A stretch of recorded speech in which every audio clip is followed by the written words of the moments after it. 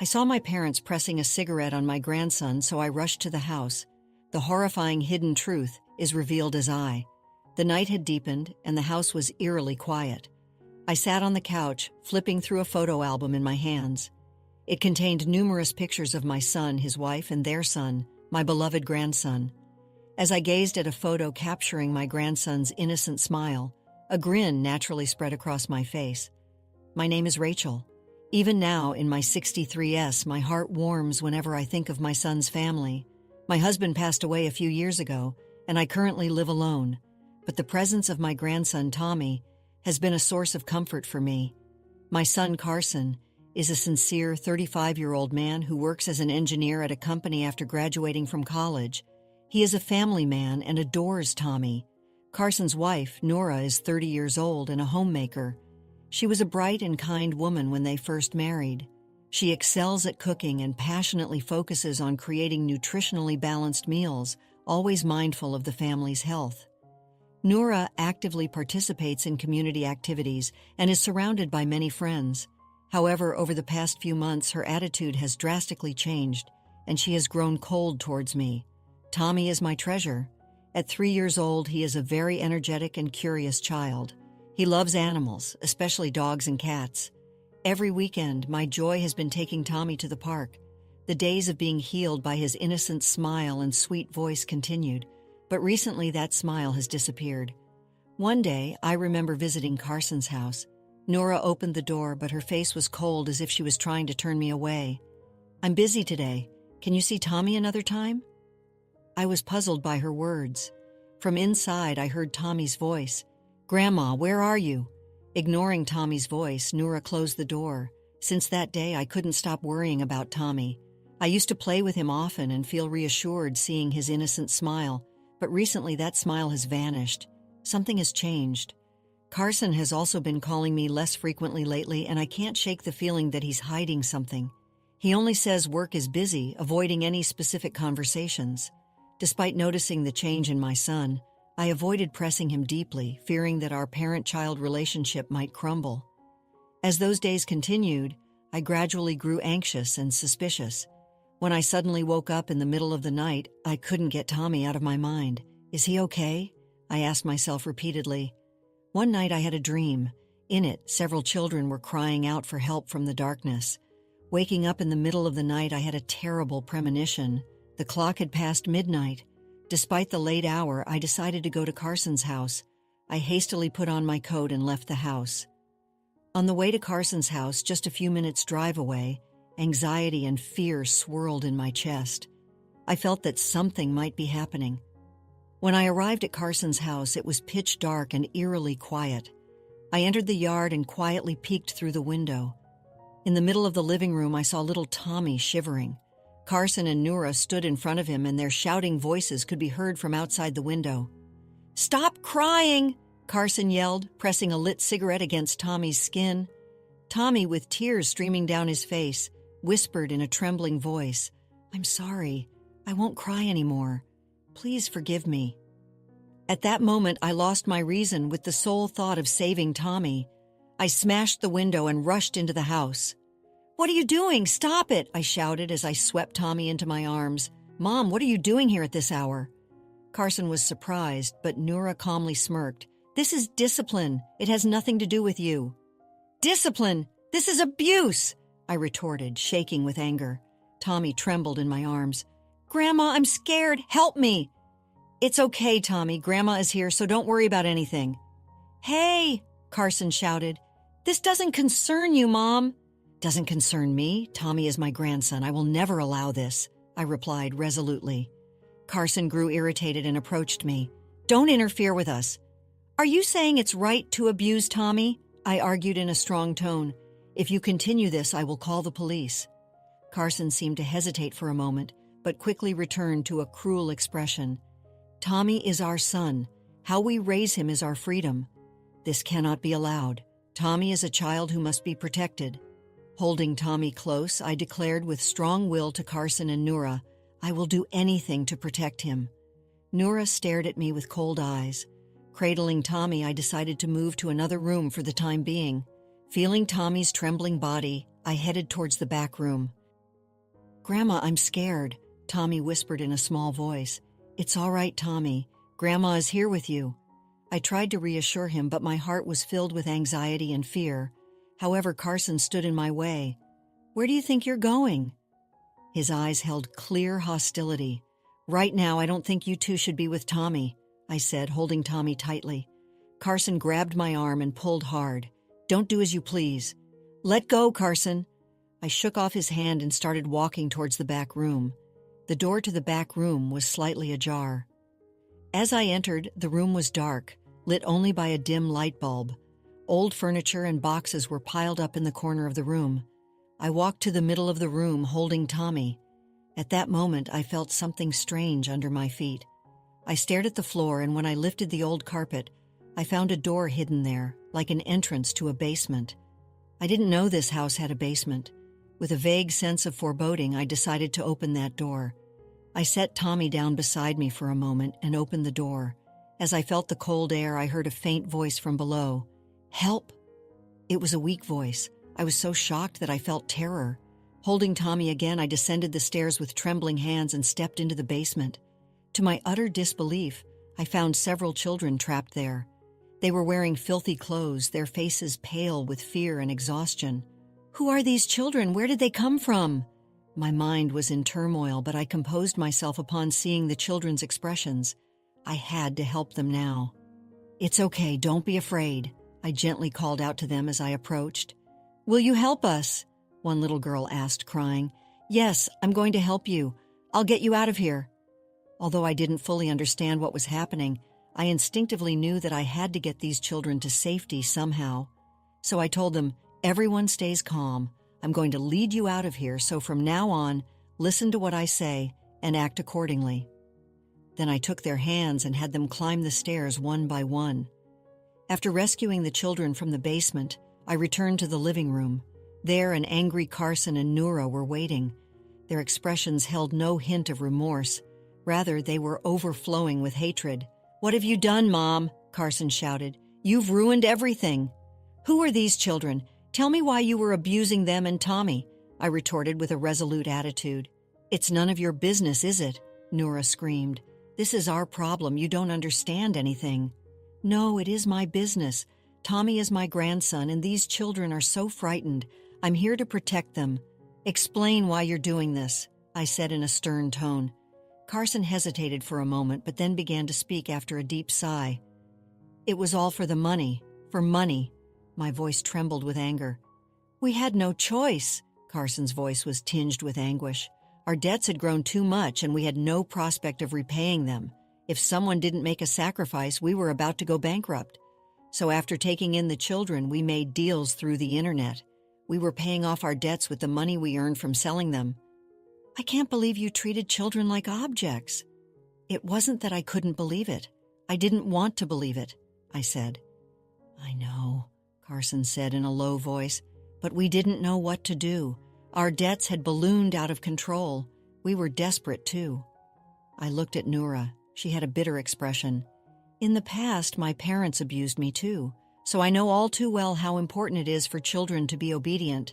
"That's no excuse for abuse," I argued. "If you suffered from abuse yourself, why are you repeating the same thing with Tommy and these other children? And who exactly are these children?" I demanded. Noura began to explain, averting her eyes. "These children are ones we took in from the streets or adopted from orphanages like me in the past. They had nowhere to go, so we took them in and were educating them." "What you did is not education, this is abuse," I said, shaking with anger. "No matter how much you've suffered until now, sacrificing these children is unacceptable." "Noura has been suffering too," Carson shouted. "Noura can't escape her past trauma. That's why she ended up trying to control these children in the same way." "That's not an excuse," I replied with strong conviction. "No matter how much Noura has suffered, it's not a reason to hurt others." Hey, pause for a moment. Would you care to support us? Like this video and subscribe for more. Now let's dive back into the story. With those words, I reached for the phone in the living room. I intended to call the police. However, Noura snatched the phone from my hand. "What are you doing?" Noura said with an angry expression. "I'm calling the police for help," I shouted back. "Treating these children like this is unacceptable." "I won't let you call the police." Noura smashed the phone against the wall, breaking it. I flinched for a moment, but quickly pulled out my smartphone to try calling the police this time. Carson grabbed my smartphone with incredible force. "Mom, please stop," Carson said in a low voice. "We have to escape from here." I thought, everyone follows me. I signaled to the children with my eyes and started running towards the door of the house. When I opened the door, the cold night wind greeted us. We ran desperately through the darkness. "This way!" I entered the yard of the neighboring house. The children desperately followed me. "Wait, come back!" Carson was shouting from the house, but I proceeded without looking back. I knocked on the door of the neighboring house. "Please help."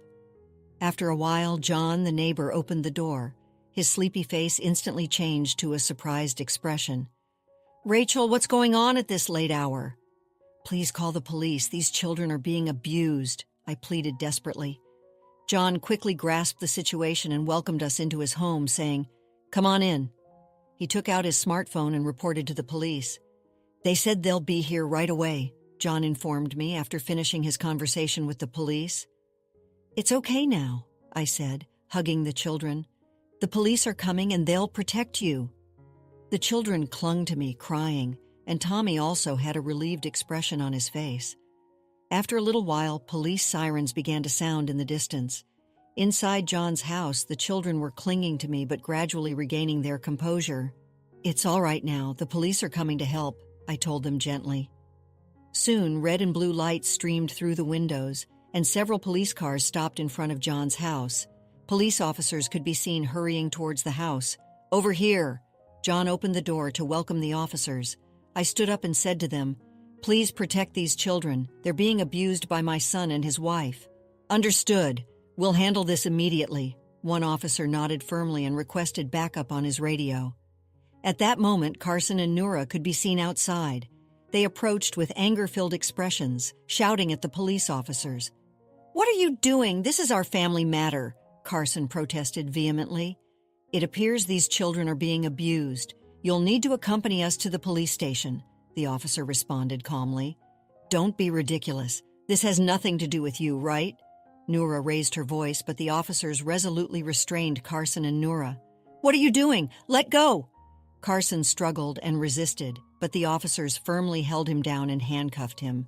"We're arresting you on suspicion of child abuse," the officer declared.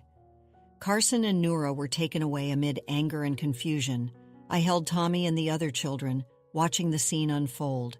The children were then safely taken into custody by the police officers. One officer said, "We'll do our utmost to ensure they can live in a safe environment from now on." "It's okay now," I whispered to Tommy. "Everyone can go to a safe place now." After the children were taken into protective custody by the police, they were sent to a facility. As for Tommy, of course, I decided to take him in. "You don't have to be afraid anymore, Tommy. Grandma will always be with you." I held Tommy tightly. Carson and Noura were prosecuted for abusing the children. On the day of the trial, I went to the courthouse with Tommy. Taking the witness stand was painful, but it was unavoidable to reveal the truth. "Grandma, it's okay. I'm here with you." Tommy squeezed my hand with his small hand, encouraging me. With trembling hands, I took the stand and began to speak about Carson and Noura's actions. They instilled fear in the children and inflicted deep physical and emotional wounds. As this child's grandmother, I cannot allow such acts. I spoke while holding back tears, with Tommy by my side in the courtroom. The prosecutor exposed Carson and Noura's cruel actions one by one while presenting evidence. Each time the details of how they confined and abused the children were revealed, the courtroom was engulfed in a breathtaking silence. The defendants engaged in continuous abuse against the children, and their actions are extremely malicious, leaving no room for leniency, the prosecutor stated in a stern tone, and then delivered the final verdict. The defendants, Carson Johnson and Noura Johnson, are each sentenced to 25 years in prison. The moment the judge made the announcement, the courtroom erupted in murmurs and applause. Carson and Noura covered their faces and broke down crying. "Mom, Tommy, I'm sorry," Carson mumbled while weeping, but his words no longer resonated in our hearts. After the trial, I thought about what to do with the children. They needed a safe and secure place. After consulting with a lawyer, I decided to take them in as well. Rachel, are you going to take them in? The lawyer asked cautiously. Yes, they need a home and I can provide that home for them, I answered with strong determination. I understand, let's proceed with the process. It may take some time, but your love will create the best environment for them. The lawyer smiled and began preparing the necessary documents. As the process progressed, I spent time with the children and worked to gain their trust. Every day I played with them, talked with them, and made sure they felt safe and comfortable. Finally, the day came when I formally took the children in. The final procedures were completed and I officially became their guardian. From now on, you are all part of my family. You can live here with peace of mind, I said to the children with a smile. Tommy squeezed my hand and said, Grandma, thank you for protecting us. The other children also expressed their gratitude to me. Seeing their innocent smiles, I felt truly happy. As I watched the children playing in the park, a woman approached. She was a staff member from the local child welfare facility and had been supporting us. Hello, Rachel, she greeted me with a smile. The children seem to be doing well. Yes, thanks to you, I replied with gratitude. We couldn't have come this far without everyone's support. I'm glad to hear that, she smiled kindly. By the way, about Carson and Noura, I looked at her in surprise. Did something happen to them? They are undergoing a rehabilitation program in prison, and I've heard they are facing their mistakes and reflecting on them, she continued in a gentle tone. I hope they sincerely repent. I listened to her words with mixed feelings. While it was important for Carson and Noura to acknowledge their mistakes and repent, it wouldn't heal our past pain. Still, I couldn't help but wish for them to change. Months passed, and our new life continued with peaceful and tranquil days. The children gradually freed themselves from their past fears and grew with a bright future in mind. We spent each day deepening our bonds as a family in our new home. Tommy attended a new school and made many friends. His energetic smile was adored by his classmates, and he enjoyed his school life. After school, playing soccer with his friends became his daily routine. Grandma, we had a soccer match today. I scored a goal, Tommy reported excitedly. That's wonderful, Tommy. You're very skilled, I praised him while patting his head, delighted by his growth. His smile was my greatest treasure. The other children also adapted to their new lives. Many of them received specialized counseling to heal their emotional wounds. In our home, we prioritized creating an environment where they could feel safe and showering them with love. A girl named Olivia began to exhibit a talent for art. She loved to draw, and her artwork started decorating the walls of our home. One day, she showed me a picture. Aunt Rachel, look at this. It's a picture of flowers that I drew, Olivia said proudly. It's truly beautiful, Olivia. Your paintings always warm my heart. I praised her talent and encouraged her to draw more. Her art became a healing presence for the whole family. A boy named Jamie excelled in sports and became obsessed with American football. He joined a local team and looked forward to the weekend games. Aunt Rachel, I was chosen as the MVP today, Jamie reported happily. That's amazing, Jamie. Your hard work paid off. I patted his back in encouragement. His smile was proof that he was overcoming his past struggles. A child named Lily made many friends at her new school and became an outgoing child. She was sociable and loved to take on new challenges every day. Every time I saw her smile, I felt truly happy. Grandma, I learned a new dance at school today, Lily said joyfully. That's wonderful, Lily. Next time, teach me that dance too. I smiled at her cheerful demeanor. Her energy and brightness brought vigor to the whole family. We made sure to have family time every weekend to deepen our bonds as a family. We enjoyed various activities like watching movies and cooking together. Through this, the children fostered a sense of security and began to develop an awareness of being part of a family. One day we were enjoying a picnic in the garden. Tommy and the other children were playing on the lawn. Grandma, when I grow up, I want to be a soccer player, Tommy said with sparkling eyes. That's a wonderful dream, Tommy. Grandma will support you in pursuing any dream you have, I replied gently. The other children also shared their dreams. Olivia said she wanted to be an artist. Jamie aspired to be a professional American football player, and Lily dreamed of becoming a dancer. I will support all of your dreams. Your futures are bright, I said to them with a smile. We cherished the time we spent together and deepened our family bonds. Although the painful experiences of the past may never completely disappear, we vowed to move forward together. Let's continue to live happily together forever, I silently pledged in my heart, watching over the children's smiles and taking a new step forward. Let's conclude the story shortly. The years that followed were filled with laughter, love, and the gentle hum of a family finally whole. The children thrived, their childhoods no longer haunted by fear, but filled with the promise of a bright future. Olivia's artwork graced art shows, Jamie's football skills earned him a scholarship, and Lily's dancing was a joy to behold. Tommy, ever the energetic one, became a star on his soccer team, his smile as bright as the sun. I, Rachel, found solace in their happiness. The pain of the past was a shadow, a reminder of the darkness they had escaped, but it was a shadow that could no longer touch them. I watched them grow, their laughter echoing through the house, their dreams taking flight, and I knew with a heart full of gratitude that I had done the right thing. The children, once lost and broken, had found a home, a family, and a future filled with hope, and in their happiness, I found my own. After experiencing the full journey of our story, we'd love to hear your thoughts. How did the story resonate with you? Don't forget to like, subscribe, and stay blessed. Thank you for watching and see you in the next story.